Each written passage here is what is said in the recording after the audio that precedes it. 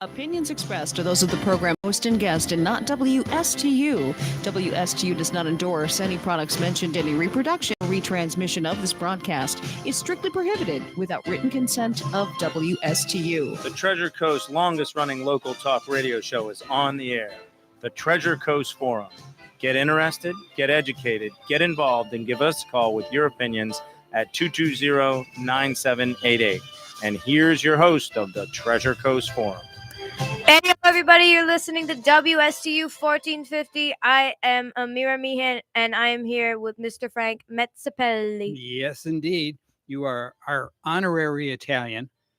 Oh, yeah. By adoption. Yes, I love it.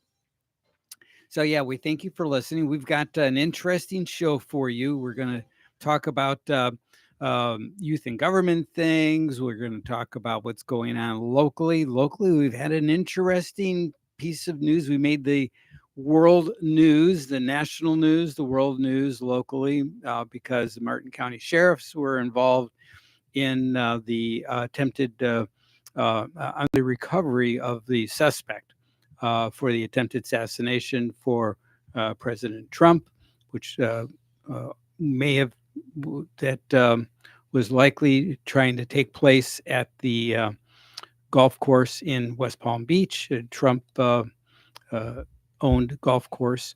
And so there's some interesting issues that took place on Sunday. It seems to me if there was a candidate from the other political spectrum that was not Republican, that if there were two assassination attempts, that would be news 24/7, wall to wall, and it got some mention on Sunday, Monday, Tuesday. Now we are here Thursday. Still, We're mentioning it. We're talking about it, but the national media is like, yeah, okay, it happened. So moving on. I think people just don't care about him. I think the national media. I think I think that's true. Which is kind of an indictment on them. I know it's suspicious, but then again, I mean, at the end of the day, their inaction is inaction, so we can tell. Okay. All right. Profound.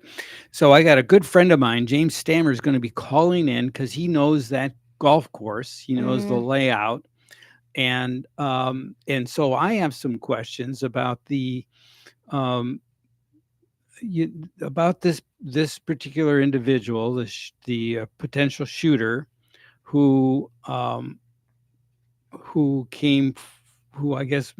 resides in Hawaii, but was born in the Carolinas, I believe, and resides in Hawaii. How he knew the lay of the private golf course? One, he might have visited it before. Two, other people around might have given him pointers. Yeah. Maybe Google Earth. There's some people thinking that the Secret Service are trying to kill Trump. Well, the Secret Service detail to President Trump did an amazing job in that how the Secret Service agent who was on a golf cart. What they traditionally do is the one agent goes ahead of the playing team, so it would be ahead of the president, and he checks out the hole. So if the president's on the fifth hole, then this one's agent takes the golf cart, goes to the 6 holes, scans the area through a visual scan, and recognized from his position on the golf cart, what appeared to him to be a rifle barrel sticking out of the tree line. It's like, well, this is interesting. So I think he squeezed off like 4 shots. The president and his golfing party heard that. And then there were a team of Secret Service agents that surrounded the president and whisked him away at that point. But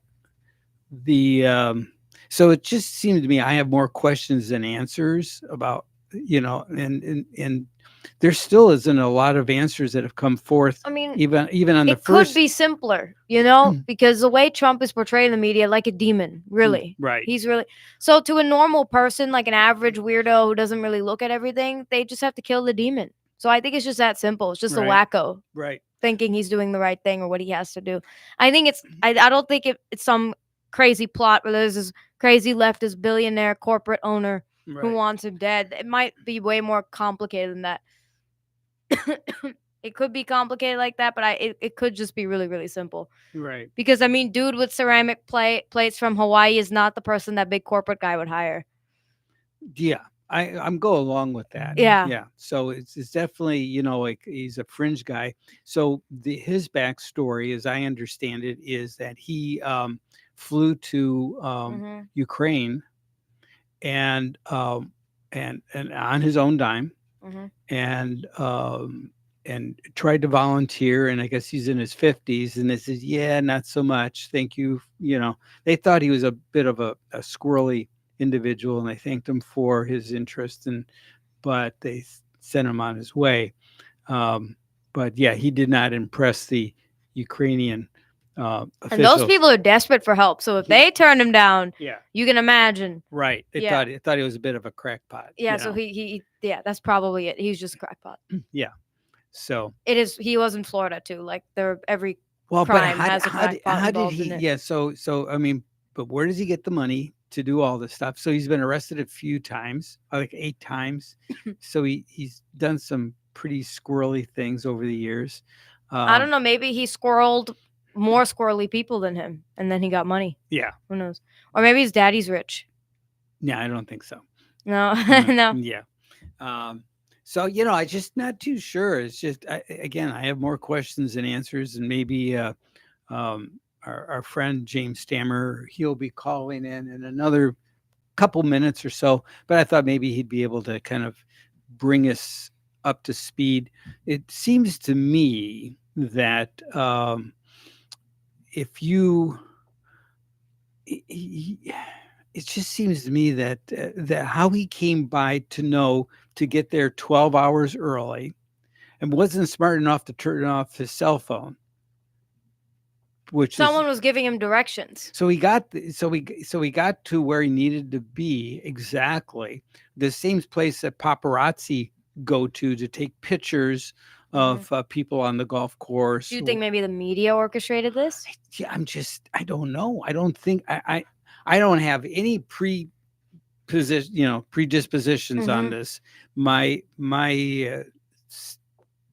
thought is it's just too many strange things. I know not a single person has tried to assassinate Kamala. Right. Well, and that's not in and of itself strange. You're on the air. Is this James Stammer? Yes, it is. Hey, James, how you doing, buddy? I'm doing well, Frank. How are you? All right. James is the host, the former host of our golf show that we did. I think originally you and Mike did that show. What on was that on Wednesday? On Thursday, right? Yep. Used to be on Thursday. On Thursday, the and aptly named Thursday Night Golf Show, which then became the aptly named Wednesday Night Golf Show. or the Hump Day show. Yes, because in order to remind you guys, I would play the Hump Day commercial from Geico. I know, that was awesome. I saw that popped up the other day on my Facebook feed, and I was like, this is too good. That's great. So I couldn't think of a better person to invite to come on this show. This is Treasure Coast Forum, where we mostly talk about stuff going on. And of course, we made the national and world news of the attempted assassination of President Donald Trump. And unfortunately, not the best way to make the news, but Martin County sheriffs were able to retrieve the alleged shooter or prospective shooter. And but we were talking before you came on the air with us that I'm having a hard time wrapping my head around how the guy knew exactly where to go and to arrive 12 hours ahead of time. And why doesn't the Secret Service, because they know that's an area, I guess, that the paparazzi like to use. Yeah. They hang out right there on that sidewalk. It's that stretch along Summit Boulevard just west of Congress, Mm-hmm. and the entrance to the club is there. Mm-hmm. So anybody that's going into the club is going to drive, down that street coming from one way or the other to get in. Right. And it's it has bushes and it has a chain link fence, but that's it. I mean, Right. there's no razor wire or anything like that. I mean, Right. Well, and you don't want that, but certainly you can have, if they know it's a known area for paparazzi to hang out, you would think they'd have, maybe somebody stationed at or nearby, or some sort of infrared device where they can kind of see, well, gee, there's something warm sitting in the bushes. You know what I mean? yeah. And they might have had that. I mean, the guys that saw him were, the advanced team that was Mhm. not advanced as in several days, but Right. it advances in a couple of holes ahead of the president. Correct. And they spotted the muzzle sticking through Yeah. the bushes, which I don't see how you would have just been that easy to spot that. I'm It's guessing got to that be maybe they did incredibly have something, Yeah, some infrared, spotted that hot spot, maybe. looked at it, and went, "Oh crap, there's something dangerous right here." All right. Maybe so. Yeah, because the story that is being reported in the news is that the Secret Service agent just spotted the rifle barrel and Yeah. just attempted to engage that at that moment, which that's the story. But it just seemed to me like, wow. I mean, what a fortuitous, situation that was. I mean, how Yeah. easy it is it to miss something like that? Yeah.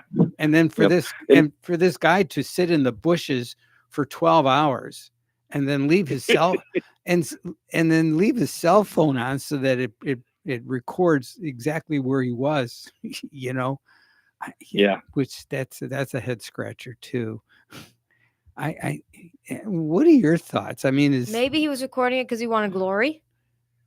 Maybe he I thought think he would be so. successful. I mean, I think he wanted a record of what all he'd done, where he'd been, how Hmm, long he'd been there, and yeah, maybe he wanted to rub the Secret Service's nose in it, like look what I was able to do, and you guys never saw me. right, yeah, And Frank, I sent you that picture earlier today. yes, The view he probably had from those bushes, yes, yeah, and you can look from just behind behind and kind of to the east of the green. mm-hmm, You can look all the way down across, all the way to you can see the 5th green, and you can see the 6th tee. And to the 6th tee, there's nothing in the way. There's a lake and there's fairway, yeah, and it's no more than 300 yards, wow, which is Pretty- for anybody that's a reasonably good shot, that is an easy shot. right. And then I guess he had a scope and he's using an AR, right, Yeah, which are not that accurate long distance. right, I mean, the first round might be okay, but after that, it's no. okay, But interesting. So what are your thoughts on that? You think this guy was just a loose nut, huh?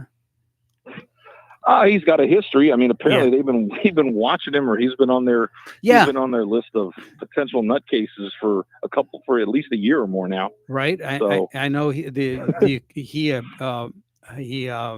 approached the Ukrainians and volunteered his services, and they sent him on his way. They said, "Yeah, thanks, but no thanks." Hey, maybe they should have had him sneaking around Moscow. I mean, right. Yeah. But yeah, it's just I don't know. It's just so weird. And yeah, it's way weird. yeah. And what's even more amazing is here we are. So this took place on Sunday? Yes. Okay. Yep. So it here was we Sunday are last week, or this past Sunday. Yeah. week, yeah. And so here we are Thursday, and it's not getting a whole lot of national media coverage. No. And what's weird is just on the north side of that golf course Mhm. is the county's prison. Oh, yeah. I believe there's a gun range nearby. Oh, I perfect. mean, when they first started saying they heard gunfire, I'm like, well, there's not a gun range that far from there. Maybe that's what they heard. Yeah. And then, then you started reading the rest of it. It's like, no, there's a little more involved than that. Yeah. And I would think that if there's even a gun range, if the president is on property, or even Yeah. they probably would say, well, okay, well, Hey guys, not today. not today. Yeah, let's take a So fast. we're giving new meaning to a shotgun start. I mean, yeah, yeah. And for our listeners, a shotgun start means that you start different parties on different holes at the same time, right? yeah, yep. Everybody starts on a different hole all at the same time, so everybody pretty much gets done at the same time. That's usually how charity events and stuff like that run. Right. So right. So you're doing something kind of interesting right now. You're involved in a cigar so tell us, what are you doing? You're working for a cigar company, right? well, I'm over at Smoking Premiums in Palm City here. They are their cigar. It's a cigar event tonight. Okay. First one of the season, and we have a rep in from one of the cigar companies, and so people are coming in. They're getting a sample cigar. They're getting a couple of drinks. They're getting food. Wow. There's raffle prize. There's all kinds of stuff going on. And all right. we usually get anywhere from 80 to 120 people or so. That's it creates a little buzz for the area. Popular. Sure. Yeah. Great. All right. Well, I wish you great success with that, and I thank you for calling in. I don't want to take you away from your real paying job, but okay. Thanks, buddy. I got a lot of odd jobs. You're welcome, Frank. Anytime. You're the best. Thanks for the invite, and we'll talk again soon. All right, buddy. Thanks again. All right. Bye bye. Take care, everybody. All right. Bye bye. So that's James Stammer, and we thank him for calling in. But pretty interesting, Mm-hmm. Yeah. So he doesn't, but at least he knows the area very well. I didn't know there was a gun range in that area too. I wouldn't be surprised. It's America. You got to practice somewhere. Yeah. So, but the best way to be safe with guns of any sort is keep it in the gun range. The best way to stay safe is to be knowledgeable how they work and how to operate them safely. Oh yeah, I've never touched a gun. Exactly. I don't want to. Well, and that's okay too. I'm scared. But the surest way to get into trouble with a gun is not have any knowledge or experience. That's true. One. But at the same time, you've seen me with water bottles. So can you imagine me with an AR? No. I don't think I will be able to pick it up. We'll have to get you just a little. Like those little guns in the 60s that little girls would have in their purses. Yeah. Like they're like so cute looking with like little designs and like little pistols. Yeah, those are pretty cool. Yeah. If I actually go to Columbia University or NYU, because I'll be going to New York, so I'm definitely gonna buy those as soon as I go to New York. There you go. Because I ain't going anywhere without the little baby shooter. Okay, a little baby shooter. Okay, that's fine. Well, we go up to New York about once a year. Mm-hmm. So my wife and I will look you up and check on your progress while you're up there. In the city? Yeah. Well, we go to Flushing about once a year. Oh, Flushing. Yeah. A lot of Jews in Flushing. Well, there's New York, so yeah, whatever. There are. Well, sure. There's like if you go south of Manhattan, like very, very south, there's a whole Yiddish community and whatever. The school buses, everything is in Hebrew, and then kids play and jump rope on the streets like a '90s movie. Nice. Whereas here, it's like post-apocalyptic neighborhoods. Like if I see a kid on the street, I'm concerned. They're homeless. Like, why would you be on the street? It's too dangerous. Right. I can't. I've never walked on the street alone like that. I think I've walked down my street maybe 10 times in my life. Wow. I've lived there for 8 years. There's no way. All right. Also, there's nothing to see when you walk. Well, just trees and bushes, right? From other properties. Pretty much. And trees and bushes where people can hide in. Oh. Yeah. Well, there's that. The couple times I walked, I had like a crowbar with me. And I use it like a cane because I'm short, so it's big enough to be a cane for me. All right. So I was like chilling, and I'd make like metal clanking. All right. So like if anyone's in a bush, like bushes would shake, and I would be coming. I'm like, hell yes, a raccoon ain't gonna jump me. But yeah, that was that. But there are like raccoons and stuff. Okay. But like I'm in the the Wall-E generation. Wall. Have you seen the movie Wall-E? Yes. You know how all those fat people in the chairs? I'm in that generation. Kind of, except we're not fat. We're the skinny versions of those Wall-E people. So imagine a Wall-E guy in a fat chair walking next to a bush. That's our paranoia. I also know a few friends who are afraid of conversing with people they don't know at all, even though they're the same age. So then I have to come and like say hi for them. It's concerning. People can't speak to people anymore. No.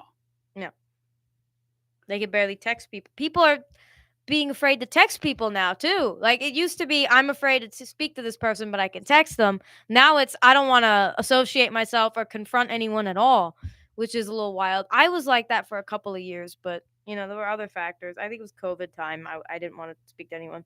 I remember one time I was in a shop and person asked if he could help me. And I just looked at him and I didn't feel like speaking because I didn't know how to speak or I forgot how to speak. And so the guy got terrified and he walked away. Yeah. So that was that.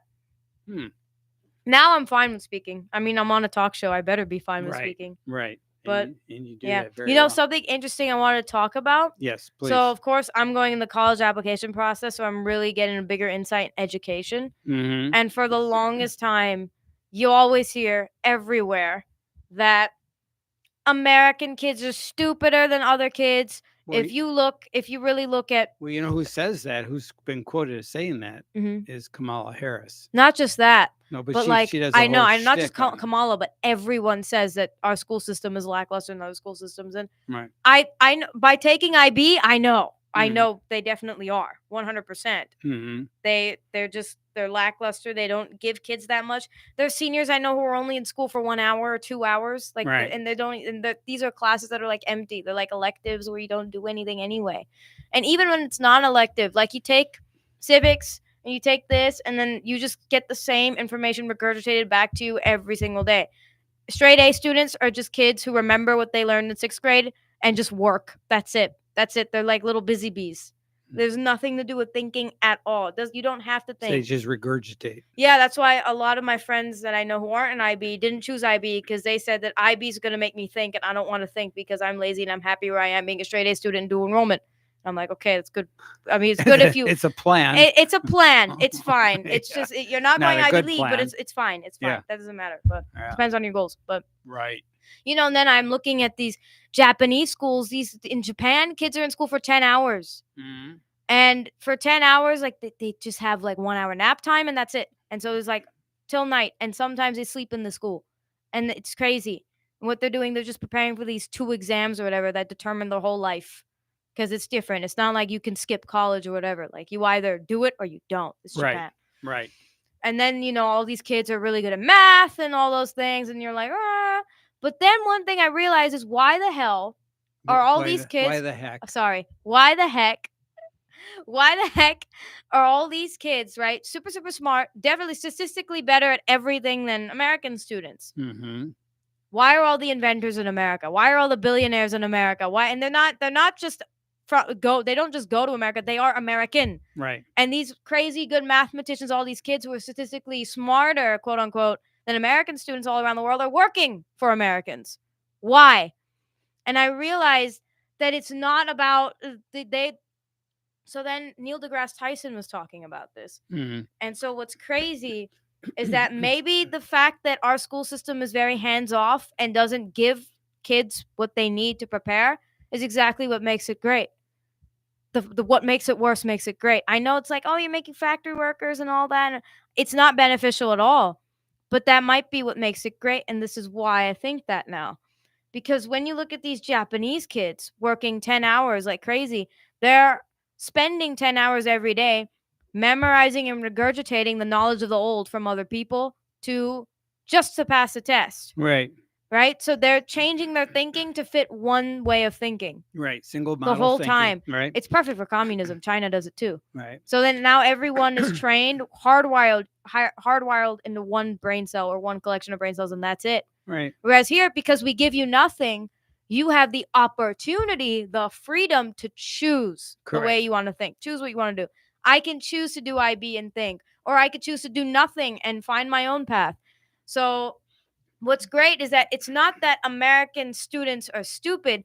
It's that they have the freedom to be stupid or not. Right. And that's amazing. It is. We're the only country where we're free to be stupid. And that's exactly right. My wife and I have this conversation all the time. And because she's from another country.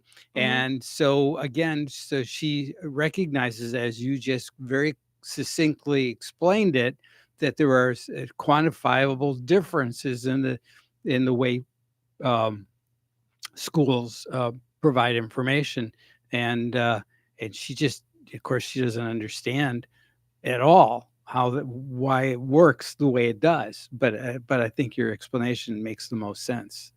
Yeah. You know, I think this is it. We just have the freedom to choose. Exactly right. You know, people have the freedom. She always says, well, why are people, doing dumb things? Is, well, in this country, people have the right to be stupid. Dumb. Yeah. And I think that's amazing.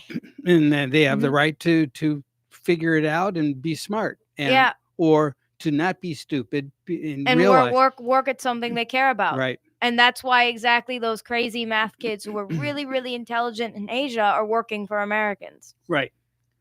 And that's why we're always in the center of anything innovative. Yes. That's insane. Yeah. And then there's so many education reforms. And I always like thinking, yes, we need to reform education. But then the thing is, what's crazy about my thinking there is that I said that for education, but when it comes to like economics, I would take a different, would be like, the government shouldn't be holding your hand. Get rid of social welfare. And I'm like, why am I doing the exact opposite? Right. For education. So then I realized it's the same in both ways, because at the end of the day, education is kind of like economics. Mm-hmm. It's the business of self. Of knowledge is a currency, so it makes sense now. Reaganomics applies to education. Mm-hmm.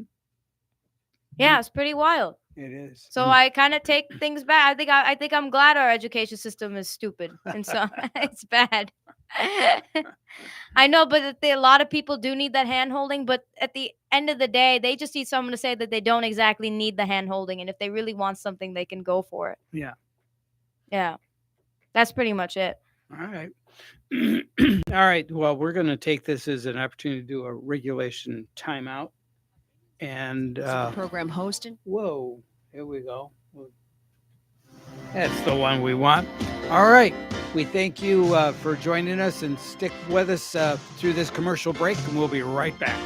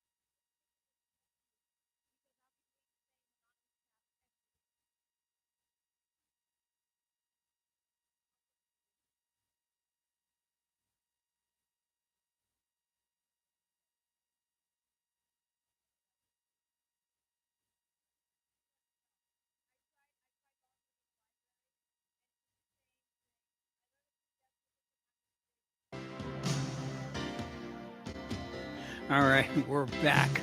And so all right, so we're back. We're talking about all kinds of different things, right? Mm-hmm. So tell us about youth and government. What do you got coming up with that? So we did our first meeting, and we're just going to talk about, I think next meeting we're going to It's still like only 12 kids, maybe a little less. Mm. But then we'll just talk about writing the bills and doing the briefs and stuff like that. It's nothing that important. Can we please talk about something else? Well, is there yeah, so my computer We were just- doing look at we do a this and that type of game sometimes. Oh, we can leave the computer alone. Screw Yeah. computers. Yeah. But yeah, so it was like, oh, what's better, breakfast or dinner? And of course, I took the dinner side. Mhm. Because you could have breakfast for dinner, but you can't have dinner for breakfast. Also, holidays. There's a Christmas dinner, not a Christmas breakfast. Thanksgiving is a dinner. Right. Dinner is always like the more social thing. And everyone's like, you could do like a social breakfast, but no, a social breakfast is called a brunch. Breakfast isn't even good enough to be social, that they have to combine it with lunch to make it better. Breakfast sucks. Also, there's like only a limited amount of options you could have, and the only breakfast options that taste good are the unhealthy ones. Right. Sugar. Yeah. Yeah. Ew. Ew. I mean, yes, yeah, nice, but I mean, like, dinner Yeah. is better. Right. I could have savory stuff. Right. Yeah, I just like dinner more. I like that word, What? savory. Savory? It just sounds Savory. Sounds like how it feels. yes. Yeah. Yeah. You know, there's also a word from my generation called bussin'. really? Like that Do oatmeal tell. is bussin'. No, what does that mean? Bussin' means it's like really good. Oh. Like it's savory. It's Oh. nice. Oh, It's like a chic or whatever the heck. okay. It's really cool. So it'd be like that. This place is bussin'. You know? Hmm. No one really says it that much. It was a thing 2 years ago. A lot of people said it. 2 A years couple ago. people say it now. They usually use it for food. This is bussin'. I just say something is lit. Lit. It's lit. Cool. The way you said it. Lit. Lit. What the heck is Do that? lit in James Stewart accent. Do Uh, it. James Stewart. Go. And then I do don't- Henry Fonda lit. I don't think I could. No. But your Henry Fonda is also spot on. You like that, huh? Yeah, it was spot on. You did Yeah. a listen back or no? You No, I just remembered it in my mind. And I'm like, yeah, you know what? That was pretty close. There was this one recording I heard Yeah. some comedian made of James Stewart and Henry Fonda doing Shakespeare, and it was a nightmare. Okay. It was a nightmare. And it was so funny. I can't find it. I don't know if the guy took it Yeah. down, but it was so hilarious. It's like Yeah. to be or not to be. I'm like, what? For Henry Fonda. I'm like, it's so bad. Yeah. Oh, I love it. I think the only American actor that could do Shakespeare well was Marlon Brando and Charlton Heston. Yeah.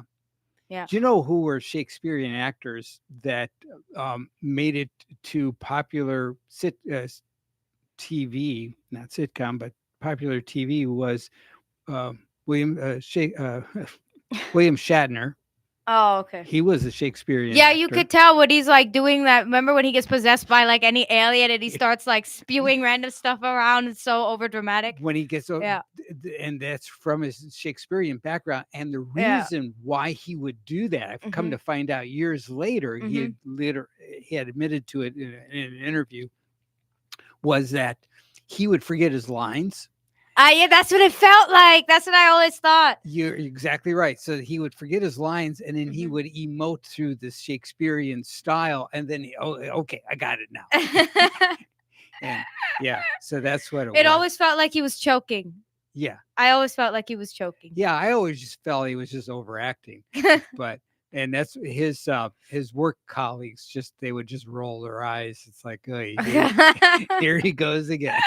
Yeah, But it's so good though. It's so Right. funny to watch. it is. It takes all the weight away from the scene and it just turns it into comedy. Right. And of course the captain of the Enterprise Next Generation, Jean-Luc Oh yeah, Picard, yeah. What Patrick Stewart prefers Shakespeare. Over. he is The he only is, reason he took the role is because Gene Roddenberry's like, "I'll put Shakespeare in your character," yeah, and he's like, "Okay." Yeah, I'll So then do he that. did it. right. Yeah. And so but yeah, he's actually a heavy Shakespearean. So I Oh guess yeah. I think they liked that because I guess what Roddenberry was looking for was that kind of acting strength that would keep that character more grounded. Not just that, but it's just, of course, why not have an A-list actor in sci-fi like that? Right. Because you know, sci-fi has a bad rap. Mhm. Even with me, I have pet peeves with it because a lot of times production is cheap Right. and then the acting is cheap and everything. So it was really nice having that expensive white horse on the Enterprise, you Right. know? Right. And you could tell. And it just really, because if you had any other character play that, it wouldn't work because he's supposed to be some sort of white horse guy. Yeah. He's literally like Shakespeare in space. Well, Jeffrey Hunter was the original captain. Yeah. And I think it's just he doesn't have the. He's not as distinctive as William Shatner when it comes to William Shatner's delivery. Because Jeffrey Hunter, he's like a meh actor. He's just a girl's toy, I think. Okay. That's it. He's just there to look pretty, and then he's decent. Like I think he would be B-list. I think William Shatner isn't A-list either, but I think he's like on the threshold. Right. Okay. But acting, in terms of acting style, he's not amazing. But compared to Jeffrey Hunter, I think he's better. But I haven't seen as much Jeffrey Hunter as I've seen William Shatner. You saw they did the original pilot. Oh yeah, I saw that. The Cage. Right, the Cage. I don't know why they decided to take away the first officer character. They scrapped it completely. Oh, that like was they kept most things. NBC didn't like. They said not believable to have a woman in charge. But she wasn't. She was only first officer. She was number one, which is number one. Yeah. But still, I mean, Uhura was there. Yeah. She's communications. She's black back then, and no one said anything. Was she in the Cage? She wasn't in the Cage, No, so they no. made another, even more, arguably more progressive move for the time period. Right. So that makes no sense. You have to talk to the folks at NBC. Yeah, I think NBC had a bad day and a brain fart. Yeah. They shouldn't have listened to her. Why? Because, in terms of diversity, they did that, So it doesn't make sense that just because woman was number one, it just But really I give Roddenberry credit. So because they had all that production expense in producing the Cage, and it was so much different than the Star Trek series as it came to be. So by recutting it and using segments of it and in the menagerie. That was one of my favorite episodes as a little kid. When I was 11, right. I loved the menagerie. Yeah. Oh. That's why I remember the name. Right. So what do you think about Trouble with Tribbles? Okay, it's not like one of those I go wow, but I think Tribbles are cute, and I thought it was David fun. Gerald wrote that episode. I thought it was fun. I have a little. He's my arch nemesis. Did you know Why that? do you hate him? Because I actually made. I used to go to Star Trek conventions as a kid. I was about maybe a little bit older than you, and I would go to these conventions, and I went ahead and made with a group of kids. We'd make a bunch of Tribbles.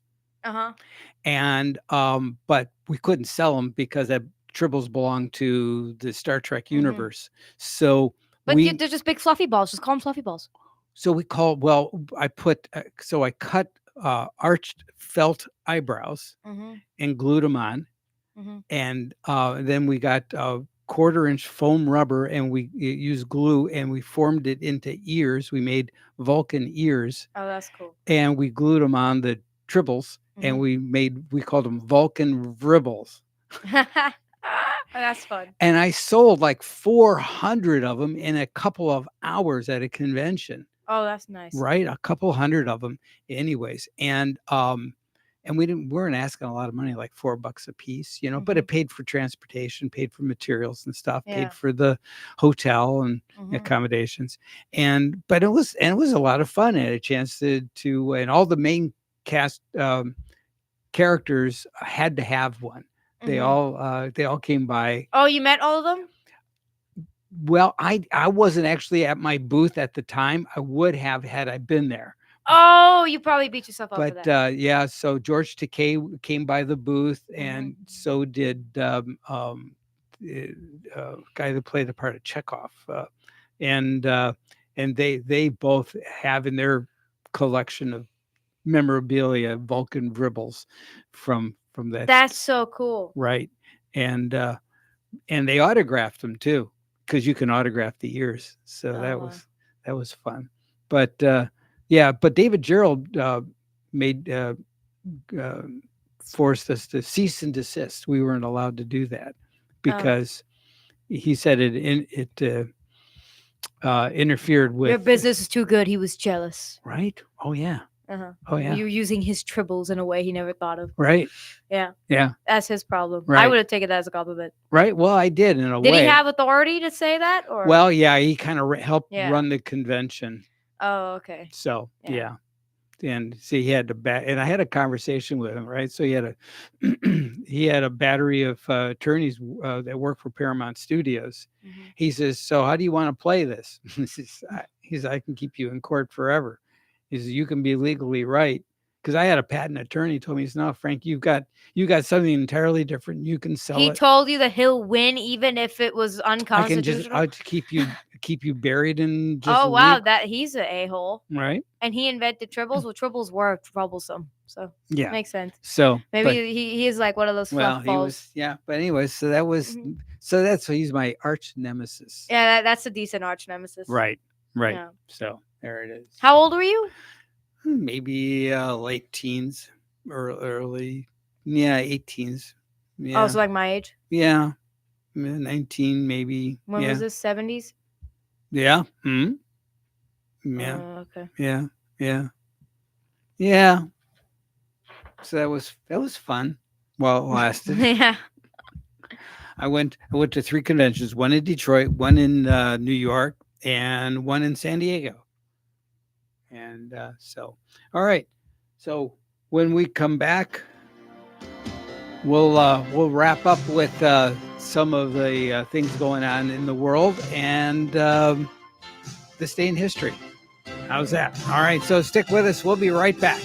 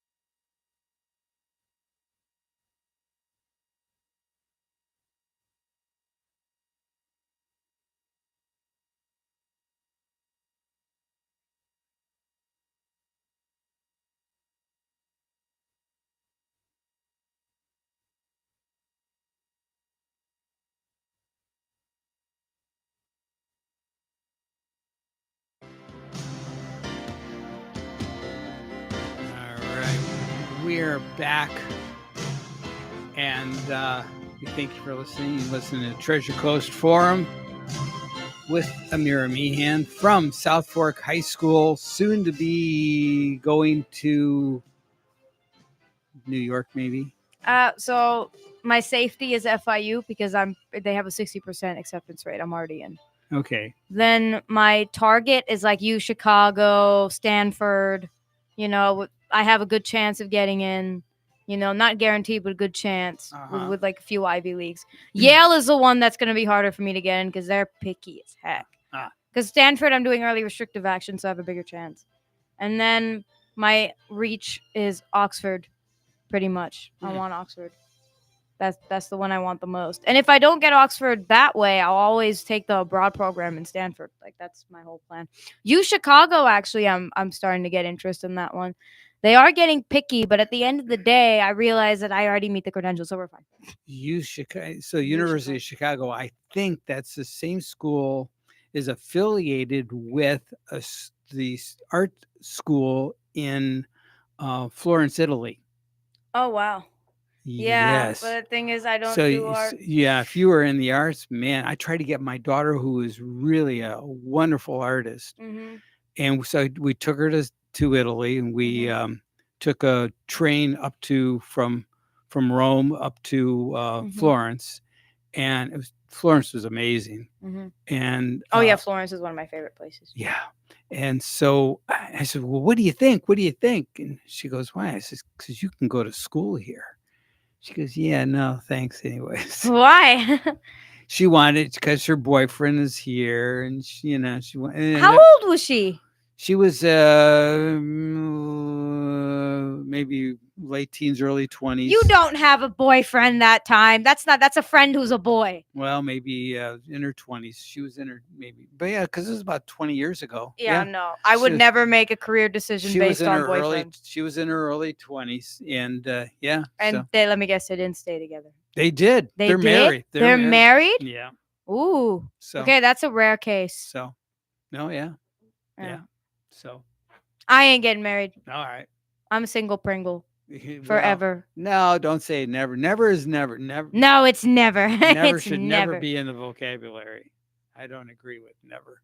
So, oh my goodness. So, what? This day in history? Yeah, so trying to do it. So it had to reboot the computer. Yeah, so now everyone knows that we're out of things to talk about. Yay! At least the 3 people who listen. No. So, there's got to be only 3. At least 3. Maybe, I'm guessing if we're lucky, 10. So interesting stuff that happened on this date. In a world still ruled by kings, President George Washington's decision not to seek a third term clearly signaled that the United States would be governed by the people, not any one ruler for life. Washington's farewell address, really an open letter to the American people, appeared in newspapers on September 19th, 1796. The president reminded his fellow citizens that the national strength rests on the pillars of private morality, especially religion. And the word he used to describe